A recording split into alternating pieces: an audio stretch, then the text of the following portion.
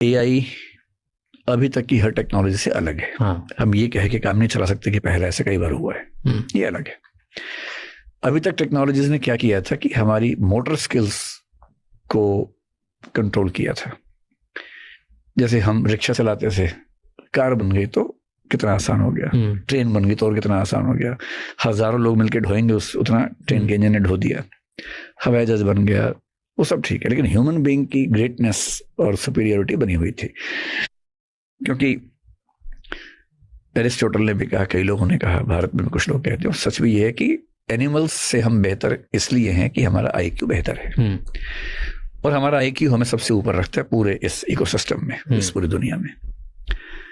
जब कैलकुलेटर बना तो पहली बार ऐसा हुआ कि एक मामले में हमारी इंटेलिजेंस को चैलेंज मशीन ने किया।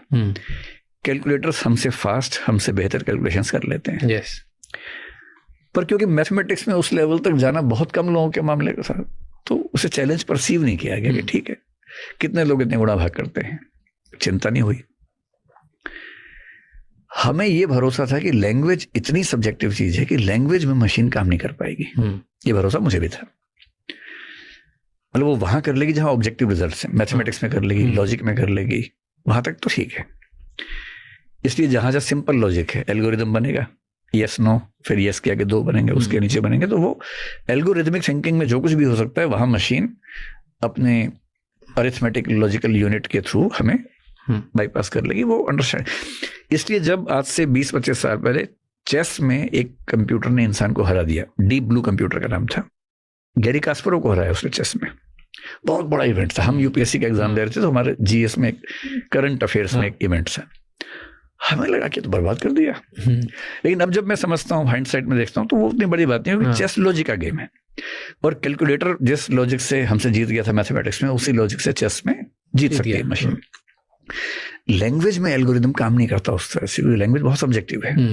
किस वर्ड का क्या मीनिंग किसी भाषा में होगा एकदम आर्बिट्रेरी है, रैंडम है। साइलेंस के अपने मतलब निकलते हैं, एक ही वर्ड 2 अलग अलग स्टाइल से कहा जाए, मीनिंग चेंज हो जाता है। जैसे मैं आपसे कहूं कहाँ गए थे, फिर बोलूं कहाँ गए थे, मीनिंग चेंज हो गया। मशीन इस लेवल पे कैसे समझ पाएगी? हमें तो ये लगता था, पर हमने 20 साल पहले पढ़ना शुरू कर दिया था टेक्नोलॉजी में कि एआई नाम से प्रोजेक्ट चल रहा है, और उनका टारगेट है AIM, अल्ट्रा इंटेलिजेंट मशीन बनाना, जो ट्यूरिंग टेस्ट को पास कर लेगी। ट्यूरिंग टेस्ट का मतलब ये है कि आप पता ना लगा सके कि आपके सामने मशीन है या इंसान है।